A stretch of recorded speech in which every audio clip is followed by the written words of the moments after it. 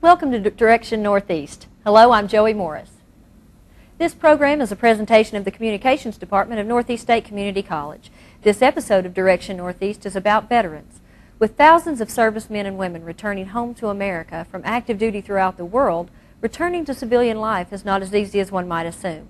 We'll talk with our special guests in just a moment and find out about how veterans struggle to adjust once they leave the battlefield. Okay, we're going to pretend like we're chatting it up for a minute while they go to commercial. Personal, affordable, convenient. That's Northeast State in a nutshell. Find your path to success through our wide variety of programs and nearby locations. Whatever brings you here, Northeast State offers a smart start to a 4-year degree or the choice of several technical programs, giving you direct entry into the workforce. Northeast State Community College. Wherever you're going, we're here to get you there. With us today is Mr. Lee Smith, Transitional Patient Advocate at the James H. Quillen Veterans Administration Medical Center. And next to him is Mr. James Fuller, a former Marine who served 2 tours of duty in Afghanistan. This is James's second semester at Northeast State, and he's majoring in pre-health professions. Now, Lee, the VA is working really hard to provide programs that will ease the transition of soldiers back into civilian life. And the one you're sharing with the faculty at Northeast State today involves veterans in the classroom. So can you tell me a little bit more about that program? Well, our program is called the OEF OND program. I know that's a mouthful, but that stands for Operation Enduring Freedom, Operation Iraqi Freedom, and Operation New Dawn. This program, we have doctors, we have nurses, we have nurse case managers, psychologists, and then myself as a transitional patient advocate, and social workers. We have a whole collective group of people that's working in conjunction to help the veterans get the services that they need. And what are some of the main points that you're trying to get across to instructors in terms of helping vets in the classroom? Strangely enough, I was trying to educate the educators. What I really just try to do is talk to them, let them know some of the barriers that our returning veterans may be facing, some of the things to think about and to look for when you're dealing with someone who has been in combat or maybe experiencing some difficult times. Just a matter of where you sit in the classroom can affect how successful you may be in the classroom. And expound on that a little bit. I think that you mean because of the training they received and the need to be hyper alert at all times affects where you choose to sit, right? Well, yes. I know typically myself, I always like to sit where I can see everything that's going on. And I was trying to explain to some of the teachers that a lot of times you'll see that in our veterans. They're going to want to sit in the back. They want their back up against the wall where they feel like there's nobody can come up from behind them. They want to be able to see the exit. But not just that. Really, it's trying to let them know what to look for. What are some of the things that might help you get to some of the students? You know, how to help them relax and get better grades, I guess. Get the most out of their experience. Right. Okay. Now, let me ask you this. While soldiers are enlisted, they receive months or even years of specialized training. But how much time, and I know this would have to be a generality, but how much time, generally speaking, does the military spend when they know a soldier is going to return home? How much time do they spend, getting them ready for that? Well, that's a very interesting question. We do have classes that we have to do. It's mandatory part of your demobilization and outbriefing. And those classes are focused on helping you get your classes set up to get out, maybe doing a resume, some job searches. But the last time I went through it, about 2 days I was done. So it's not very extensive. But like anything else, you get out what you put into it too. You can prolong it and put a little more effort into it. You might get a better result. However, on the other side of that coin, before we actually let them out, we are taking steps to try to get them educated and before they get out. I know we've been investing in mental health counselors on the battlefield, in the FOBs, the forward observation bases. What do they call them?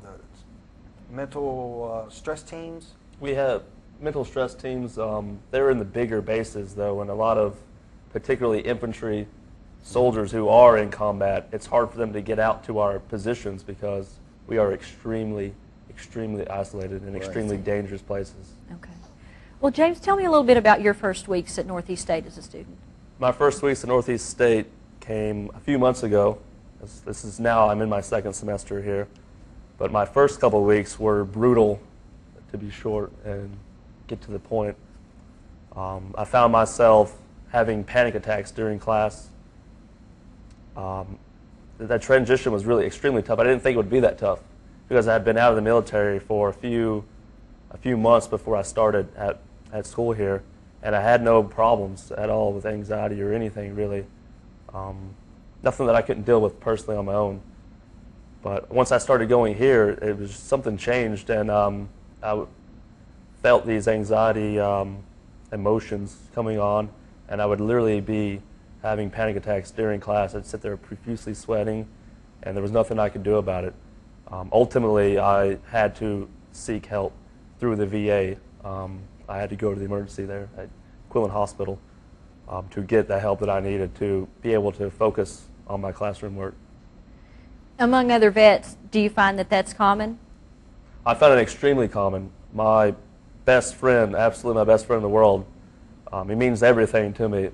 My buddy Jonesy, he started ETSU the same time I started here at Northeast. He didn't even make it a month at school. He dropped out of school and actually still owes, unfortunately. Right. Well, and that's something else I wanted to address, because statistics show that while there are a lot of veterans in the classroom taking advantage of the GI Bill and so on, very few of them go on to finish. What can be done to change that and help them succeed? I know programs like this are helpful in addition to that. Well, I think really being able to talk to somebody can go a long way in your mental health being, period. Right. As James said, if you can talk to somebody and get your emotions in control and get yourself in a place where you're comfortable, you got a better chance of succeeding. Right.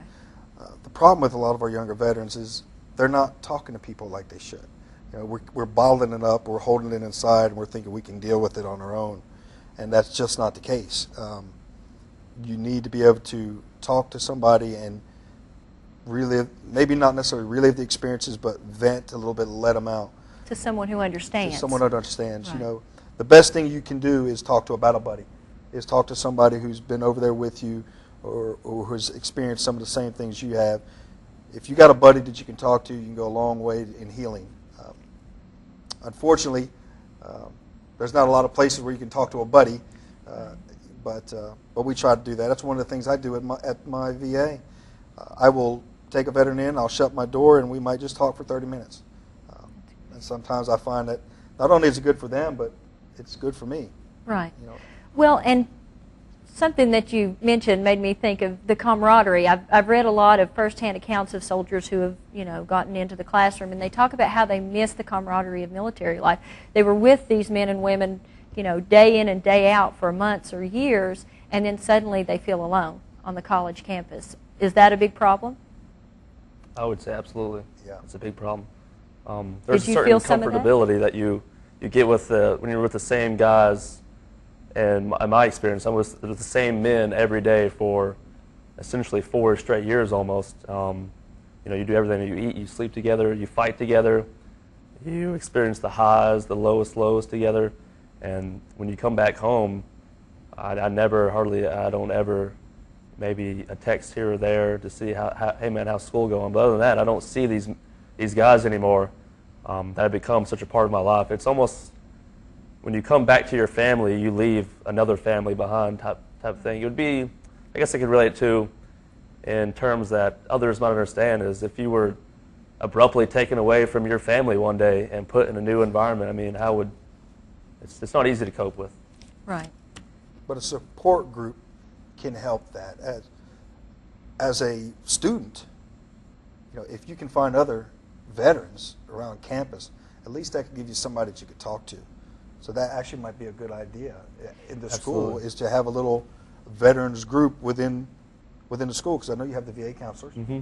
We naturally kind of seek each other out a little bit, but it would be cool if it would be advantageous to our situation if there was that group established. Just have a meeting in the beginning of the school year. Everyone gets together, and you could, Well, I mean, let's face it. Really, you can pick people out anyway. I can look in. Just about. I can look in the crowd and I Yeah, can tell. you can tell. Yeah, no. I can tell who's been in. Right.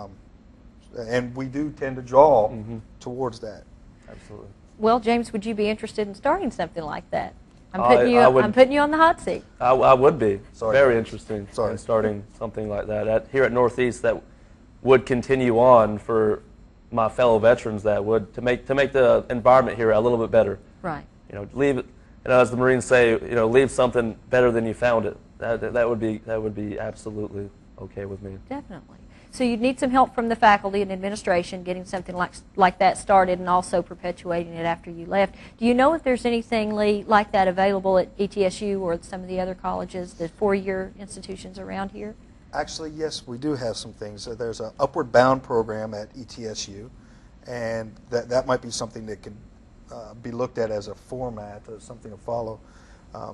But honestly, just a veterans group, I don't know what you would want to call it, but I think that's a great idea. I think I've heard it called a Student Veterans Association at larger schools. Yep. And like I said in my research, I found that a lot of larger schools are doing that, and they're really finding that it helps ease the isolation that a lot of veterans. If nothing else, you get to meet people that you can start developing these relationships with that essentially just friends that so you know somebody at school, which helps make school more comfortable, which is really what it's all about. But we could also do some stuff in the classroom that would be nice. But as he talked about, educating the educators, as it is not one teacher or one student's responsibility to cater to veterans. Essentially, what I'm trying to say. But it would be very nice if that understanding would go a long way. Just the understanding would be there. Absolutely. And to that end, I think a lot of the things that make veterans such good students are the things that they developed or enhanced while they were in the military. Their discipline and their determination. You guys get a job done. You're given a task and you get it done well. And I think those really exemplify the qualities that a good student has. Would you agree? I would agree 100%. Were you able to convey that to the faculty this morning? Well, I thought we had a great time with the faculty. I had them laughing. I felt like a stand-up comedian today. So we had a really good discussion. Anytime you can get it to a group of people and you can get feedback as you're talking to them, and no one's nodding off, falling asleep, then I consider that a successful discussion. Well, now going forward, give me some things, the most important things you'd like for the faculty and the students to know about the needs of veterans in the classroom. Either one of you, but we'll start with you, Lee. The most important thing I would leave with is don't be afraid to talk to the veterans. A lot of times they may be closely guarded and they may not open up. But if you can convince somebody to talk to somebody else, then you're 10 steps ahead in the program. Just getting somebody, whether it's I go down the hallway and I speak to James because he's another veteran, or whether I go to my local VA and I talk to somebody at the VA, or whether I go to a vet center and talk to a counselor at the vet center. Having somebody to talk to helps relieve some of that pressure, and if you relieve some of the pressure, then you're not going to pop. Okay. All right. And James? I would say that working off what a faculty member has already done here, Mr. Jim Kelly, I think he has a template in place. That's probably the most comfortable class that I have now, and it's because essentially not quite being forced, but he has these activities that we do during class where we just get to know our classmates, but we work on a problem together, and it makes you feel like a part of a team again. And I think that really helps out when you feel like, hey, these guys need me, and I'm a dependable guy. I mean, I'm out of the military. I can be depended on. Make you feel like you're part of the team and you're accomplishing something. That helps a lot. It helps a lot. Break down those walls, per se. And in terms of speaking to a veteran, what would you like them to know that would help ease their transition? Well, there's no set timetable for transitioning back home. There's no magic clock. There's no magic formula that's going to say, do this and you'll be healed. It takes time. It takes time, understanding, and that veteran may never be the same person he was. And that's not necessarily a bad thing, because everything we do in life changes us. But just give it time, and be patient, and eventually the scars will heal as much as they can. We can get through it. It's just, it takes time. You have to ask for help, but there are plenty of programs available. You have to ask for help. You have to be ready for help. There's a lot of times that we try to reach out to them, but they're not ready yet. They're not ready to see it, to deal with it, or to talk about it. But letting the veterans know when they're ready to talk about it, there's somebody to listen, that goes a long way. Do you feel that there's a stigma involved with speaking up and saying, I need help? You know, the stigma, yeah, that's been around a long time in the military. We all know it. Some places it's more dominant than others. We have been working for years to reduce the stigma. However, there's always going to be something there that's a negative connotation to getting help. But the positive part of that is, as a soldier and as a Marine, when you have somebody that's hurting, you help them. When your buddy's hurting, you help them. It doesn't matter what the hurt is. If he's bleeding, you're going to put a first aid patch on him. You know, you're going to patch him up. So if it's a mental injury, psychological injury, you need to reach down your hand and help him. That's what you do. Okay. James, would you say that you felt that stigma? There is still a stigma. More than likely will always be the stigma there. It's not looked at. You know, you're supposed to be tough. Like you're 10 feet tall and bulletproof. But that, I mean, realistically, that's not the case. And these are injuries that we're dealing with. And that's what veterans need to understand. It's not just, hey, here's what you need to do to help us veterans feel more comfortable. Absolutely not. It's a 50-50 type deal. Veterans need to understand that they have a responsibility to themselves that, hey, this is an injury. It needs to be dealt with as an injury. It's not, you're no less of a man or a woman to stand up and say, hey, I need help. And you'll be a better person. You will live a much healthier, better life from that. I fought my own battle. It's tough for me to go on camera and say these things, but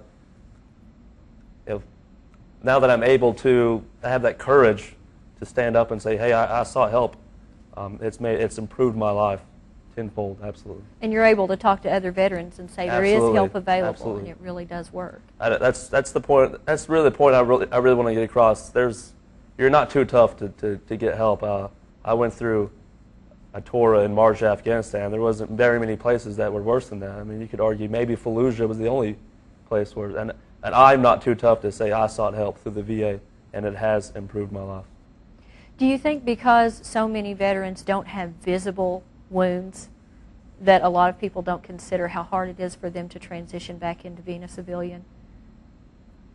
I would say absolutely. That wound isn't visible. You can't see how much somebody's hurting. And then once again, the veteran's not speaking up because he doesn't feel comfortable, or he or she doesn't have that courage to stand up and say, hey, I need help. So it's hard to help somebody that you don't know is hurting, but I think we need to get educated all around on that these are injuries that we're dealing with. Right. And Lee, I like what you said about wanting veterans to know that they're not on a timetable. As far as the VA, how long a process are they expecting this to be? Well, I think it's a lifetime process. Coming to the VA, once you get it, you have 5 years of the health care if it's anything combat related or service connected. So one thing, my plug is get into the VA. If you've not done it yet, get enrolled. But there is no timetable on how long it could take. We're still dealing with Vietnam veterans who have problems. My grandfather had problems. My father has problems. So we're still seeing there is no time period. Some people come home and they can transition, and within 6 months they're back right where they were before they left, or at least it appears that way. And then other people can be home years before they get back moving forward in a positive direction. So there's no set timetable, there's no recipe. Everybody's different, everybody's unique. But my biggest thing is if you can talk to somebody, then you've got a chance. If you're willing and able and ready to talk to somebody, then you're moving in the right direction. But this program that you're a part of, how long is it planning to run? Going around and educating educators. Well, I'm going to keep going around as long as they keep me. I've been doing this for a few years now, and I really do enjoy getting out and talking to people. I love it when I can go to a National Guard or Armory and actually speak with the soldiers, sailors, airmen, and Marine, and get down and dirty with them when I can see them. That goes a long way too, because if you see me now, and then you deploy, and then you come back and you see me again, well, guess what? You might be willing to come talk to me. Hey, that's that Smitty guy that I saw before. I remember him. He's not so bad. Let me go talk to him. That's what I want. That's what I want him to do. I want him to come talk to me. And have you been able to utilize folks like James, who are students who are living this experience, and maybe hook them up with somebody? Obviously not James, but could that be an option? Oh, absolutely, absolutely. I tell a lot of our soldiers and sailors, I tell them, if you've got a buddy you can talk to, that's the best therapy you're going to get, providing you're not out at the bar at 2 o'clock in the morning doing that. But in a healthy environment, speaking with one of your buddies is one of the best things you can do. Okay. Well, you guys have just been really open. I appreciate all of your comments. Is there anything that we've left out that you still want to say? I don't want to leave anything left unsaid, and I appreciate your coming and speaking to the faculty. You're speaking again at 1 o'clock, is that right? Yes. I appreciate that. I know that's going to be really helpful. I think the more that we can do, like James, like both of you said, but the more that we can do to understand how we can be helpful in this transition, the better. So. Thank you for having us. Well, how can a veteran get in touch with you, Lee? Well, you can call me. My number is 423-926-1171, extension 7925. I'm the transition patient advocate at the James H. Quillen VA. All right. And you can email me, lee.smith@va.gov. Okay, thank you very much. We'll be back in just a moment to wrap up Direction Northeast.